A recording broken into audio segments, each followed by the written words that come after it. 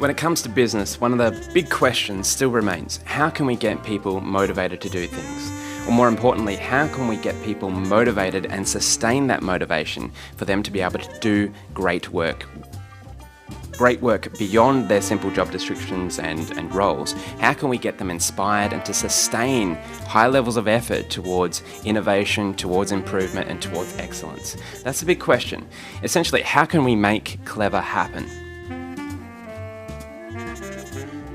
Because what we know so far is we've got a bunch of tools that are fine, smart goal setting and all that stuff, that's fine for predictable behaviours, it's fine for formulating tasks with predictable outcomes. But the world is changing fast, and the world that we're moving into, the future of work, requires much more collaboration and creativity, which requires a different tool set if we want to sustain and build and amplify motivation.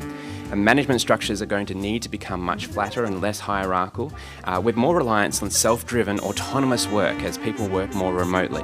How we get collaborative, creative, forward-focused progress out of that, and how we can sustain the motivation to do great work for the future of work, is the key question here. Because the current tools we've got just aren't cut to the job. And most of us still kind of exist in this folklore of motivation. We still subscribe to severely outdated beliefs that if you believe in your ability to achieve, you'll succeed, or if you just work on clarifying and getting a crystal clear vision, it's all going to magically happen and motivation will be unlocked. What we know is it's quite different now. And there's a big gap between where we are and where we want to be. There always will be. And so for some tasks, the classic tools will work, but this future of work we're moving to, if we want to unlock epic progress, we need to shift our tools. I love the way academics describe this gap. They call it the constructive discontent between your current state and your desired future state. The secret ingredient, the key to success, the key to all success, is actually doing the work. It's like Thomas Edison once said, genius is 1% inspiration, 99% perspiration. And I think that we spend far too much time in the inspiration space when it comes to motivation. Instead of making the 99% bit inspiring, instead of actually making the work bit work. You see, I think we've got it backwards. Most of us try to motivate people from the inside out. We go and look at their attitudes, we look at their goals, we look at their beliefs. And that carries with it an assumption that there's something needs to be fixed internally.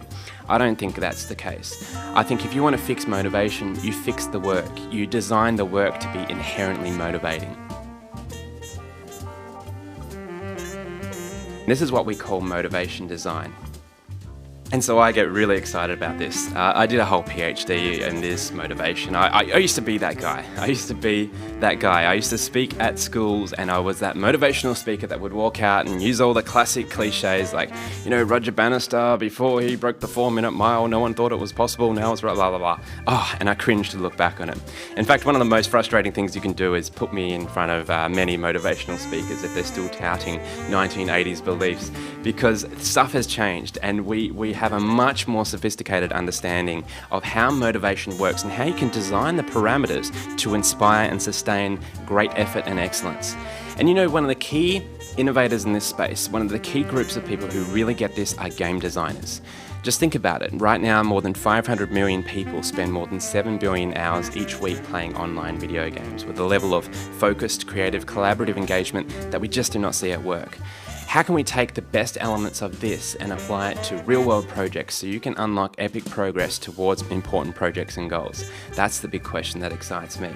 I look at what essentially makes games: goals, rules and feedback. A good game is a goal-driven, challenge-intense, feedback-rich experience geared towards making progress. I think projects should be the same. And in fact, the way I see life is there's this infinite game that consists of many finite games. And if we get the game design right, if we get our head in the game, we can lift our game, we can change the game, we can make this game work better to unlock epic progress. One of the breakthrough ideas from the Harvard Business Review in 2010 was asking this very question: how do we get people motivated to do things? How do we get employees enthusiastic about doing the work? They asked this question of over 600 managers from all different industries, different levels, and the one thing that they said was recognition for good work, and it's a good answer. They all had good answers to choose from. Luckily they didn't choose incentives and rewards, but that's still how many people still operate. They think that they need to pay for performance, which is fine again for predictable work, but gosh, if you try to pay for performance for something that requires creativity and collaboration, you're probably going to collapse that and it'll backfire on you. So we need to move better than this, but here's what the researchers did. They thought, okay managers, you think it's recognition of good work? Here's a novel idea. Why don't we actually ask the employees themselves? And so they tracked a whole heap of employees over several years, analysing over 12,000 journal entries to find what correlated to high levels of motivation for them. And for them, the number one thing was actually what the managers ranked dead last, but the number one thing was a clear sense of progress.